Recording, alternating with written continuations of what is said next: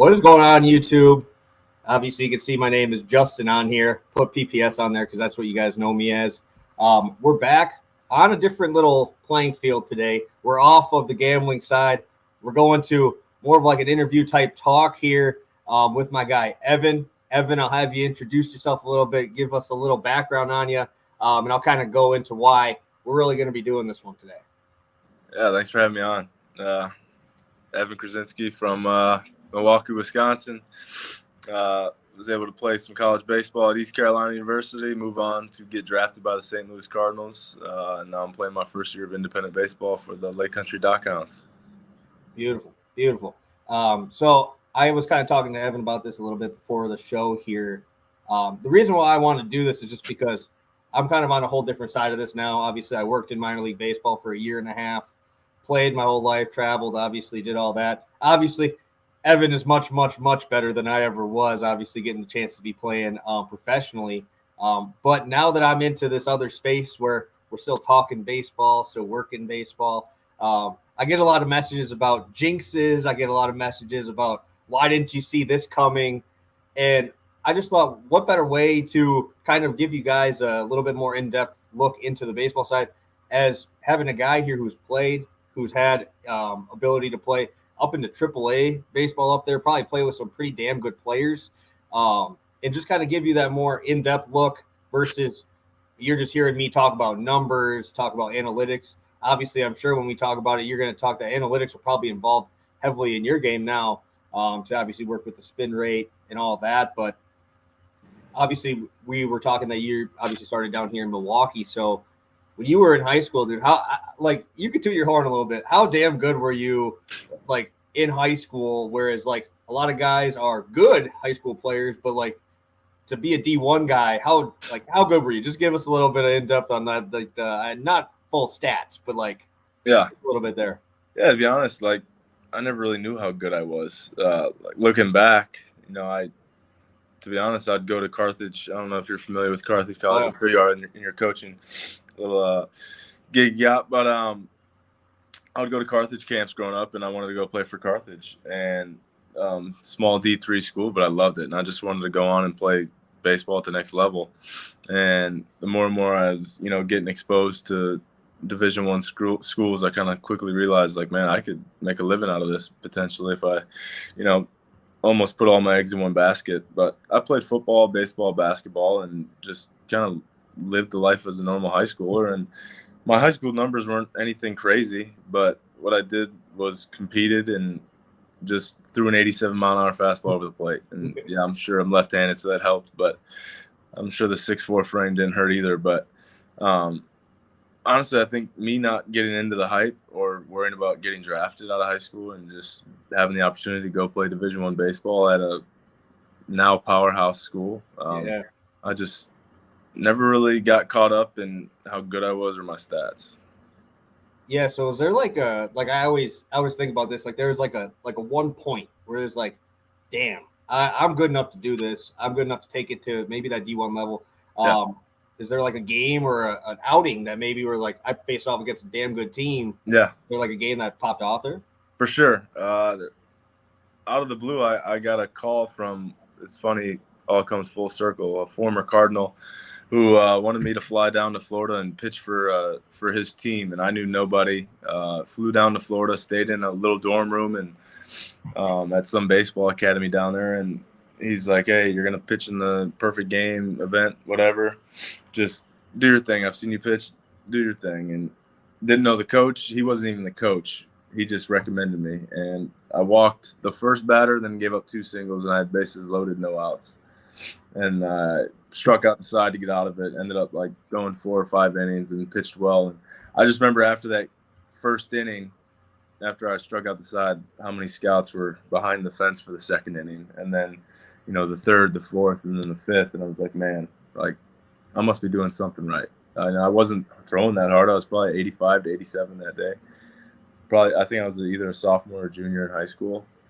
And it was the first real time that I actually played baseball outside of Wisconsin. And I was like, that's crazy, dude. Yeah, it's pretty cool.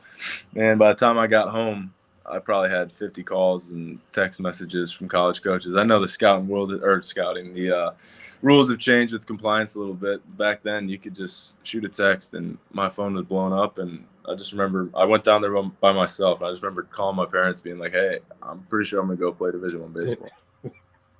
Dude, that is sick. I mean, nowadays, dude, you got the NILs. Obviously, I'm a more D3 guy, so looking at that side, there's really no huge money in it. But I don't know if you saw today, what's his face, Arch Manning. Yeah. Dude, I can't even imagine how much money that guy's going to make before he even steps on the campus, dude. Yeah, and to be honest, I'm happy I'm out of college sports, because as much as I'd love to be getting paid when I was at ECU, I can only imagine what a locker room is like when you're comparing NIL deals with each other and what it's doing to the transfer portal. And I mean, I threw one inning complete, like, all of my freshman year, and it was over 3 separate outings. 2 of the outings I didn't get an out.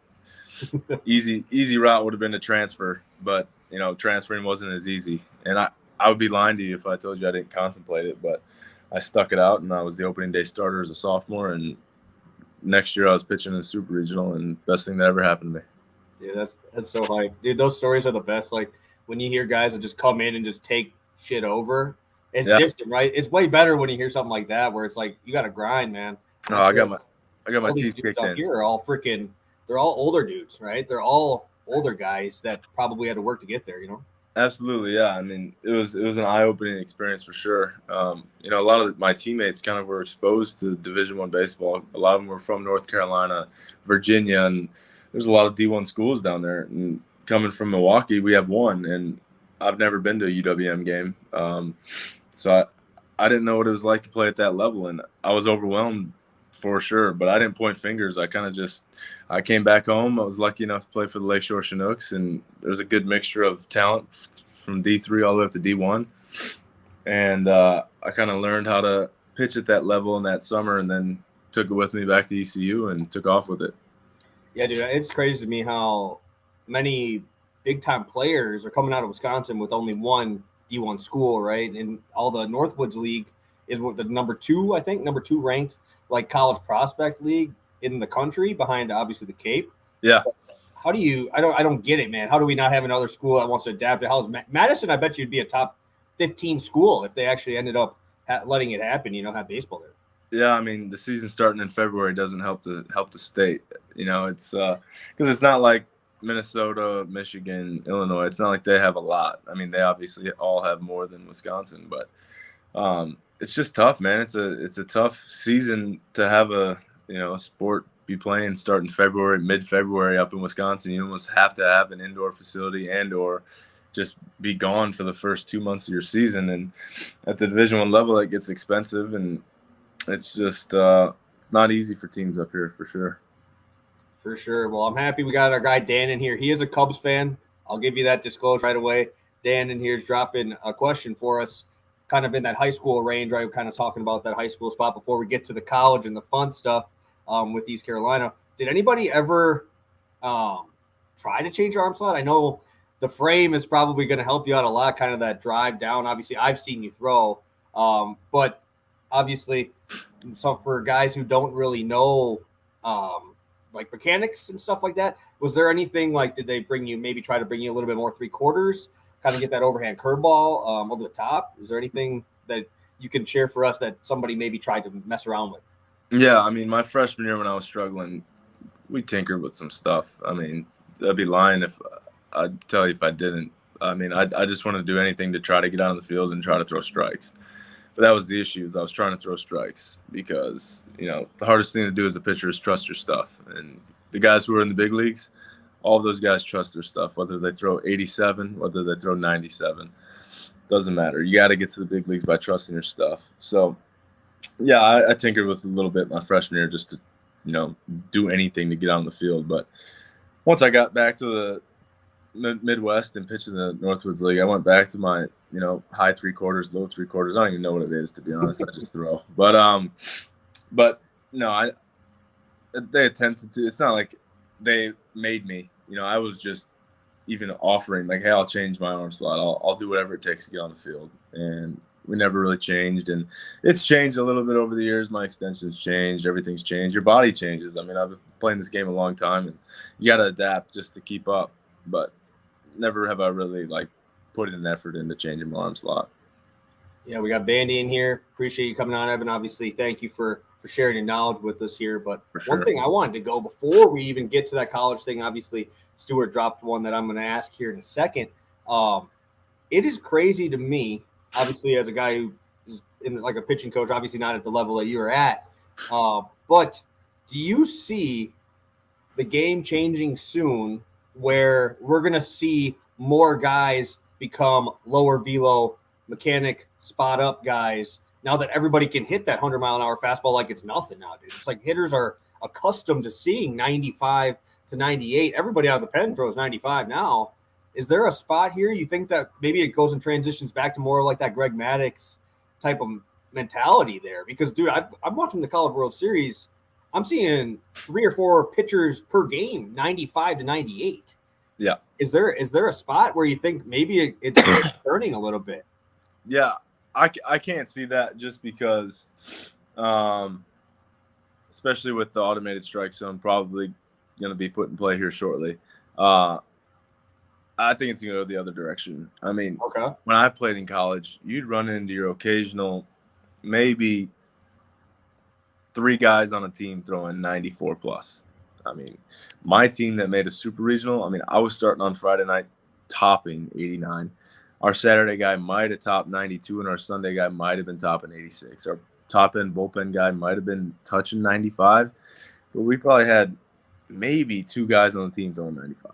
And now you look at this. I mean, ECU had guys coming into the game throwing 98. And I'm like, where are they getting these guys from?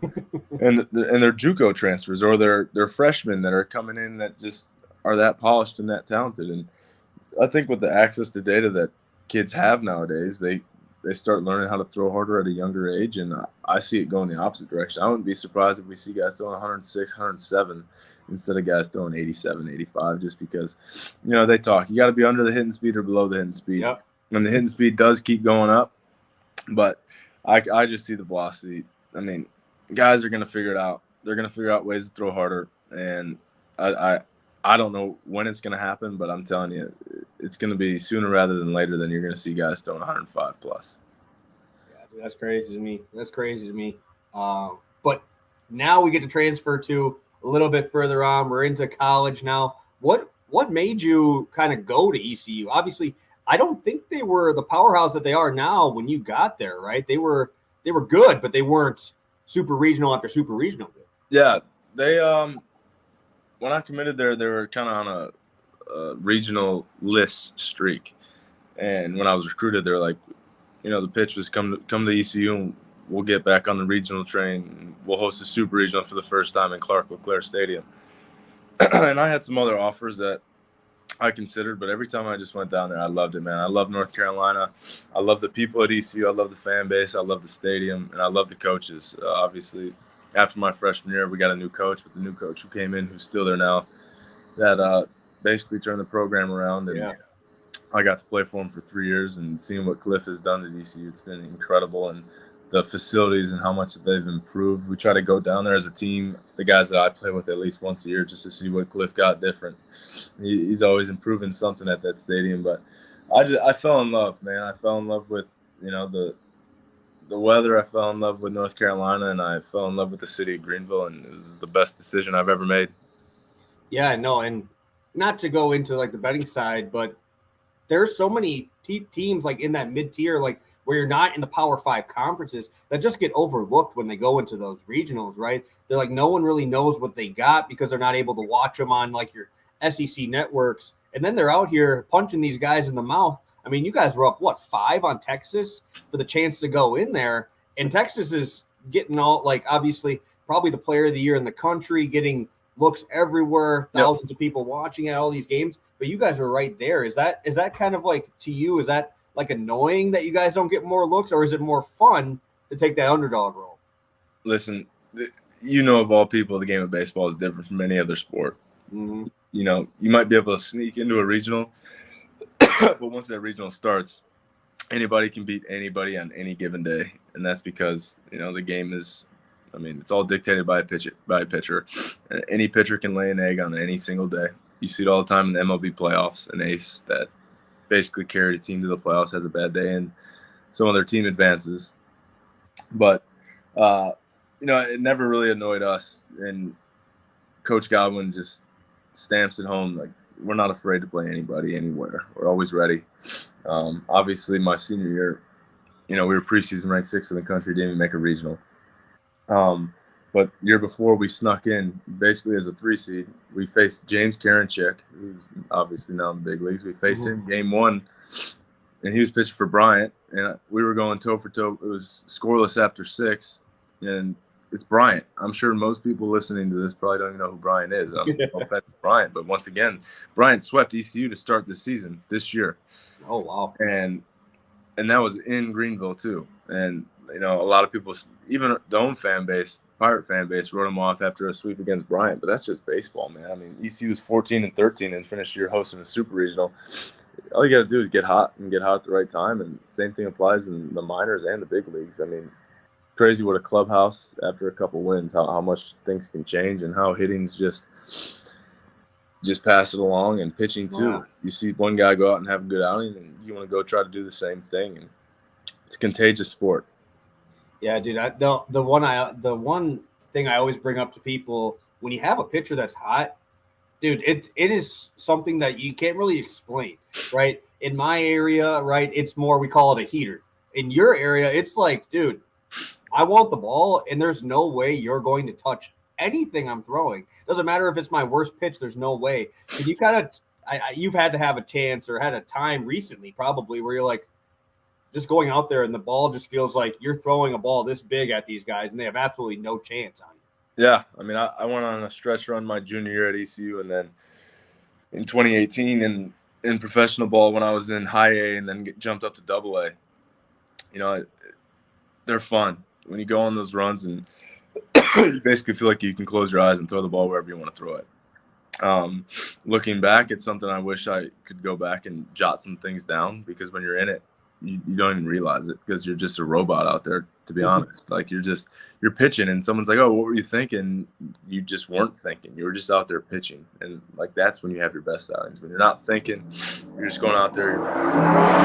Whoops, sorry about that. I should probably close my window. But when you go out there and you're just pitching, man. You're having fun and kind of treat it like you're playing wiffle ball in the backyard, just trying to make pitches nasty and having fun with it. When you guys, did you get a chance to go? You said you went down to ECU this year. Did you go down in like the fall ball time? Yeah, we went down in fall ball. Did you think at all that team would make the run that they did? Were there guys that stood out to you later in the season that you did not think were going to ever come out and look like that? Because there was like 3 dudes in the middle of that lineup, those 2 lefties, the one freshman. I can't remember the freshman's name. It's like a hyphenated name. I can't remember off the top of my head. Jenkins Cowart. Yeah. He crushed everything. Obviously, your 3-hole hitter at Morrell, I think it was. Worrell. Yeah. Dude, which is crazy. Yeah, so backstory on Worrell. When I got drafted, as soon as my first half season finished up, I went back to ECU to finish up my degree. And crazy. Game ended. Last professional game of that season ended. I packed my bags from Peoria, Illinois, drove home, got home about 5 o'clock in the morning to Wisconsin. Slept from like 5 to noon, packed all of my stuff, drove the next day because the Packers played Seattle opening night. I think that would have been 2017. Drove from Milwaukee to North Carolina in like 15 hours just so I could watch the Packers play that Sunday. But I was basically, my degree was it was an intern, so I had to finish up an internship. Okay. And I worked for the baseball team. And Worrell was a freshman, and his first BP, he swung and missed at every single pitch I'm pretty sure for 3 straight rounds. And all Cliff kept telling me was like, this kid's gonna be a stud, like it's gonna come. And I don't know if this was his 4th or 5th year there, but for him to finally become fully polished and seeing him do what he did from both sides of the plate and in center field, like that's just how Cliff is. He sees potential in guys. He doesn't give up on them, and he develops them and turns them into some special players. Yeah, dude. Switch hitter, rakes from both sides. I believe he had extra base hit from both sides of the plate. Home the run game from too. home run from both sides of the plate in 1 inning in the regional. I didn't get to see the regional. I wasn't able to see that one. It's unheard of. They batted around in the first game of the regional and hit a home run right-handed and hit a home run left-handed in the same inning. And this is why I said it's awesome to see non-Power 5 schools take over at some of these, right? So you can actually get to see how good some of this talent is. And that's not even talking about the shortstop, right? He's a two-way. I believe I just saw he got selected to the USA College team. Yeah, and I actually got to play with his older brother, Jake, for a year. He was a freshman when I was a senior, who he's in the Yankees organization now. He ended up getting selected in the 4th round, broke all the pitching records. But, yeah, Zach, his younger brother, has really turned himself into a nice player. And I remember hearing stories about him getting recruited when we were still there. And that whole family and what they mean to Greenville, it's something special. It's crazy that they both ended up going to the same spot. Obviously, he'll probably get a look for some teams, I'm sure. For sure. Stuart, one of my guys, he co-hosts our show. Okay. That we do 3 times a week. We'll keep this one in the college version first. Okay. Who is the best guy? I always say toughest out, but maybe the biggest name that you've had to play against and pitch against, and then maybe like the toughest out. Like, obviously some guys might say the best guy they hit against maybe was like Cal Ripken, but the toughest out was like Tony Gwynn because he just was impossible, you know? For sure. Is there anybody that kind of sticks out in your head in your collegiate career that was the best guy that you played against? So I'll name 2. First one was I pitched against him was Ian Happ. My sophomore year, he was at Cincinnati. He was a junior. He was a great player. He switch hitter. Oh, yeah. Complete player, could play anywhere.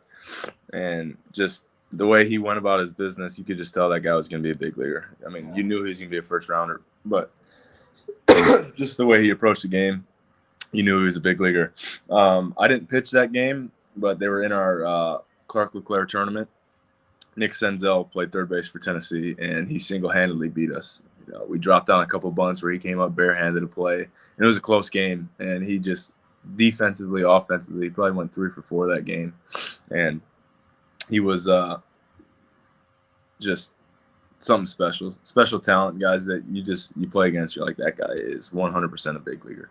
Toughest out personally, Haven Smith. He went to UVA in college, and we played UVA quite often. We usually opened up with them, and I started against them opening day. He was a freshman after they had just lost to Vanderbilt the year prior in the national championship, and Haven Smith. They might have. I can't remember. They won it one year and lost it the next. I can't remember which one, but he was a freshman that year. And I was a sophomore in his first college at bat, and he hit one, however far center field was, he hit one 1 foot short. And we caught it at the wall, and I was like, huh. And he was hitting like 5th or 6th, true freshman. And UVA usually, they don't usually have true freshmen starting in their lineup. And, I could tell right from that at bat, I was like, man, this guy can play. This guy can hit. And once again, sure enough, he's in the big leagues. Yeah, and this actually brings me to a perfect transition into more of like your MLB career. And not to say he's not had the career he was going to have. Like Senzel was a huge prospect coming up, right? Obviously, injuries are a little bit to deal with it. But what do you think is – because we've seen a ton of great college players just not really get there, right? Your top 5 guys in the draft, and they just really weren't able to – kind of take that next step to play that at that level, at the big league level.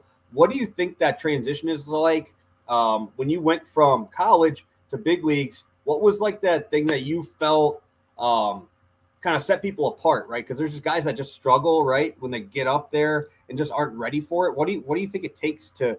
Obviously, you played minor league ball for a while, right? You were able to move all the way up into AAA.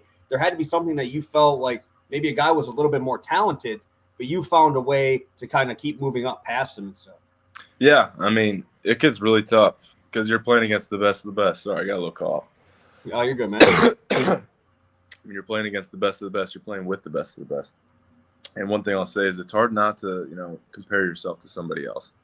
And I just remember when I was moving up through the system, all I was really caring about was me. And obviously I wanted to go out there and win for the team, and winning is very important to me. But at the same time, my goal is to get to the big leagues, and I wanted to do whatever I could to get there. But the issue is sometimes I get caught up watching some of the best of the best and trying to do what they did, and that's not staying true to myself and what made me good. And sometimes it led to some inconsistencies, and the only way you get to the big leagues is by being consistent. And the only way you stay in the big leagues is by being consistent. And whether that's a consistent 270 or a consistently good defender, there's just got to be some consistent aspect of your game that keeps you in the big leagues. And, I can't speak on behalf of any other player, but just from my own experience, it just gets tougher and tougher every level you go up, because just the competition gets better. And then, the guys you watch are just better. And sometimes you just got to ignore the outside and just put your blinders on. And just, like I said, the hardest thing to do is trust your stuff. And, I'm not an overpowering guy. And sometimes when I just got up to the AAA level, it was hard for me to just go out there and trust my stuff and know that my 90-mile-an-hour fastball was good enough if I just located it.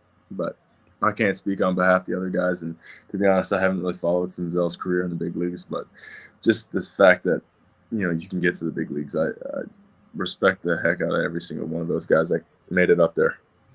Yeah, no, I think he's obviously extremely talented. Obviously, he's up there, and he's had just so many injuries. And that's one of the biggest thing, too, is the best ability you can have is availability, right? Because obviously you can be the best player in the world. If you can't make yourself out there, really no good or no help for the organization. Did they have you, what was the difference between a college offseason versus MLB offseason? Was it, obviously the MLB one's probably a lot shorter, but was there anything there that you think, as a guy who's maybe some kids or a parent watching in here for their kids, is there anything that you feel like is very important that maybe you did in the MLB that they gave you versus more in that college range? Well, the big thing is at ECU, in the fall, you're with a strength coach, you're with the athletic trainer. It's all right there on campus, and you have scheduled times. It's all mandatory, optional. You know how it works. Yeah, I know it. But someone has eyes on you all for but 1 month when you're home for Christmas. And that 1 month is always when coaches would say, this is when you make or break your roster spot. Too many guys would go home and not do anything and come back out of shape and lose a spot. But in the MLB, or for me, minor leagues, it's a lot of time at home. And, you have to find the good balance of, getting your work in, finding the right spot to train at, finding the right people to train with, because who you surround yourself with is extremely important, in my opinion, in the off season. And then, you have to, find your trainer, find your athletic trainer who, if you run into a little bump and bruise, that can help you figure it out. So it's a lot more, I'm going to say hands off with, the major league side. You just have to take care of your own business. It's your job. You got to be a professional. It's a little tougher on the minor league side, especially for me, being a senior sign. I didn't sign for very much money, so I didn't have, if I was going to go train at some place, I usually had to pick up some baseball lessons every now and then just to be able to afford to go train somewhere. Because I'm sure but maybe not a lot of listeners know, the pay is not much in the minor league side.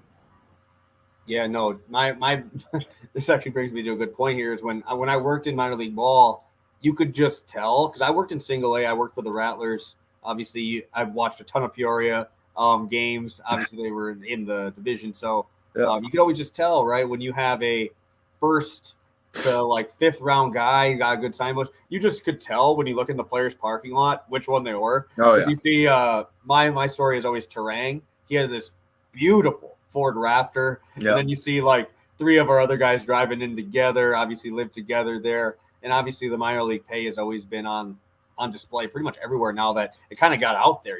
People kind of got to see what it's like. And as a guy, like I said, I lived in the Appleton area and I got to see a lot of these guys. They were living in 3 or 4 of them to one spot. So I applaud all you guys who are able to actually continue to get better while living and doing stuff like that. It's so hard, and I can't imagine what it was like for you. For sure. If you love the game enough, you'll do whatever it takes.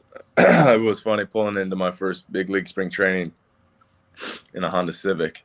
It's a big 6'4" left-handed pitcher walking out of a compact car that I barely fit in, but hey man, it gets the job done and save money and spend it elsewhere. Yeah, dude, it's crazy because this is the reason why I kind of talked into that transition is because my last year of playing in college, obviously I went straight into working for my internship with the Rattlers there. So like I kind of got to see some great players. I got to meet Nolan Gorman, who was on your guys' team. Yeah. I got to know him and Terang pretty well because I was working as like in the community type of guy. So I was community relations. So I was bringing him out to places. Ashby was another guy who was really big for us. He's obviously pitching well in the bigs. We had a guy, Gillespie. He's actually throwing now for the Orioles out of their pen. And it's just crazy to me, like how fast things can change, right? Where there's guys that are just like, they're there and they know they're only going to be there for a little while versus those guys that we had like a Gillespie where dude just kept grinding, and now his fastball decided it was just going to pop. Yeah. They turned him into a reliever, and boom, it's just like 3 miles an hour because he's like, oh, I don't have to hold it that long because he was like 92 to 94. They moved him to the pen over in Baltimore on the 40-man, and now he's 96 to 97 out of the pen, which is just like just the transition to guys. Was there any thoughts, like obviously for you, you're throwing – you said a little bit under the hitting speed, but your frame obviously plays faster, right? I'm sure a lot of people tell you you're probably a damn uncomfortable at bat with how long you are and how far you get out in front. So is there like, when you're thinking like that, is that obviously, I think you're a starter, right? You were mostly a starter. Yeah. So was there any thoughts? Obviously, Dan in here was talking about like taking care of yourself in the manager role to be, was there ever thoughts like that maybe they would move you to the pen at that point? Or did you always have that starter mentality, starter role, even with the managers and stuff? Yeah, I mean, I'm definitely more comfortable as a starter, no doubt about it. Only year I pitched in the bullpen was, well, either when I was in big league spring training or last year. Last year in AAA, they moved me to the pen. And to be honest, they could have told me to do anything. I would say yes. I'm the type of guy that obviously, like I told you, I prefer starting, but whatever it takes, man. Like if I got to be a bullpen guy, if I got to be a damn bat boy to get to the big leagues, like I'll figure out a way. And that's why I'm still playing any ball. I still think I got a lot left in the tank to get back into affiliated. I've just been running into some injuries over the last couple of years that I just got to work through and get back to my old ways. But whatever they told me, if they wanted me a bullpen guy, wanted me to be a starter, if they wanted me to eat innings, whatever it was, I was going to just take that role and try to run with it. Yeah, no, and that's huge, right? That's some guys don't have that mentality, and that's kind of why it's like they kind of get stuck, right? So that's awesome to hear. Obviously, hopefully the injury bug stays away from you because I definitely know how that is. This past season for our team, we lost like 4 of our best players, and it's just like that's how crazy like these runs that you see in college, that you see in MLB. Just like you got to stay, like people talk about guys getting hot, but you also got to stay healthy. That's like one of the biggest things. Baseball is such a rotation. You're doing the same movement. It's just crazy to me how like these strength and conditioning guys, obviously you guys doing your own work on your own, can find a way to stay healthy through a 100-some game season even in the minors, Yeah, for sure. And last year was like really the first time in my career where I spent a significant time on the IL, and it's a lonely place, man.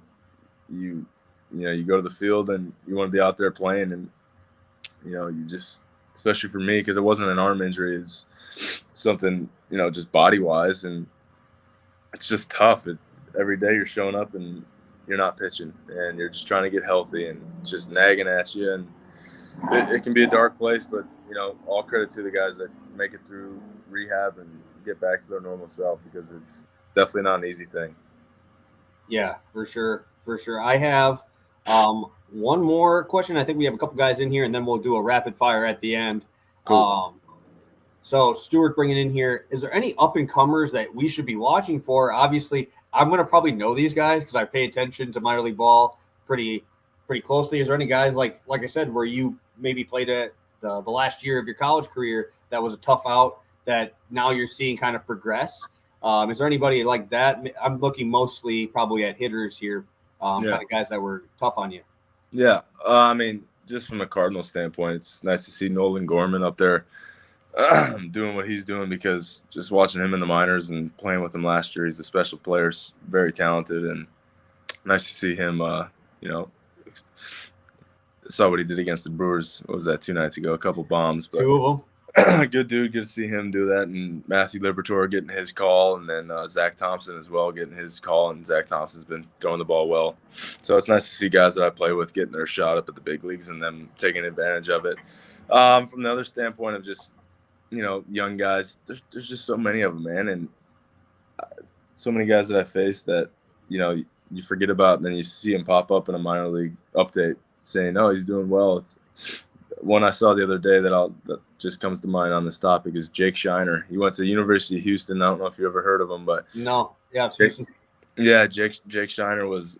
I don't know if he came from a JUCO or what, but I only faced him for 1 year. But man, that guy could really swing it, and I want to say he's either in AA. I think he's in AA for the Mariners right now. I have no idea how he's doing. I just saw him in an update, and I was like, good to see he's still playing because that guy could really play in college. And I root for anybody and everybody to try to get to the big leagues because it's everybody's dream, and why not go chase it? Yeah, no. So I actually have one. I have a Gorman Ball here because I actually got to meet him. Through Terang, actually. So working in the minor leagues, I ended up obviously being with Terang. He's the most popular guy because he's the first round pick, obviously. So introduced me to Gorman. And I think I ended up talking to him about 3 or 4 times. At the All-Star game, we went out to South Bend. It was him, Wander Franco, Terang. They had the big lefty from the Cubs. I can't remember that guy's name for the life of me right now, but all these dudes, like in this room, it was like 15 of the top 100 all in this one spot. Yeah. And it was like a staff and players after thing and just getting drinks and stuff. So I ended up going out and hanging out with those guys for a little while, a couple beers and stuff. And I think Alec Thomas was also on that. Yeah. Dude, he raked now too. He's up with the Diamondbacks there. So it was just cool and just kind of weird how like all these talents are just thrown into like one thing, and it's like you're really watching big league baseball in the minor league system, For sure. Crazy. Yeah. I got the opportunity to play in the Arizona Fall League All-Star game. Dude, I wanted to go out there so many times. There's so much talent out there. Yeah. I mean, on my team, we had Vladdy. I mean, the list goes on and on. That's all you need to say right there. Yeah. I mean, I got to face Bobby Dahlbeck, Pete Alonso, Mike Jones. I mean, that game alone, I'm pretty sure everybody but myself is in the big leagues right now. And Nate Pearson started that game for us. He hit 104, and he was actually on my fall league team, and it was one of the coolest experiences I've ever probably had playing this game. Dude, there's so much talent out there. I love those when they all bring them together like that, All-Star games and Under Armour All-American games, even high school guys like that. My last question for you for the MLB one before the rapid fire was, so I got out of minor league ball like 4 months before COVID happened. What was that like for you? Obviously, is that when you're on your own like that, is it just more independence? Is it more stuff like that where you got to keep grinding through that way? Obviously, I was working at a different independent league one, actually for the Milkmen over there in the same league as you guys. Yeah. Obviously, a lot of us got let go with COVID, but was there like how did that affect you guys? Obviously, I've never got an answer on this because I've not been able to talk to somebody who was there and in such like a big organization doing stuff like that during something like that. What is it like? Yeah, it sucked because I was still in big league camp. I actually threw against the Mets the day before everything got shut down. And I came into a game and pitched out of a little jam, and then the next day that's when that night is when we saw the Denver Nuggets thing and how the NBA games were getting canceled, and we were like, man, this might affect us. And we showed up to the park the next day. We had an 11 a.m. game. I'll never forget walking out and hearing the NBA got put on hold or whatever it was. And we came back in from the game and it said all spring training suspended. And we everyone was just kind of just sitting there quiet. Like, what does this mean? And 3 days later, I was packing my car and driving back to Milwaukee and got home. Unfortunately, wasn't selected for the alternate site, but I think that's when I met you, is when I went to Sticks and was throwing and just staying ready and hoping to get the call, and it never came. But man, it's the first summer I had without baseball in my whole life, and there's nothing I really could have done to play. I was just staying ready in case the Cardinals needed me, and it was weird being a normal person. I was door dashing, I was doing lessons, I was going to my buddy's lake house for the 4th of July. I was hanging out with my parents 4 times a week, and just something that I never really got to experience. But yeah, it was different for sure. And I'm not going to say that it led to injuries that happened last year, but I will say I came back and it was just different. It was a whole year off of competitive pitching, and it just was unfortunate timing.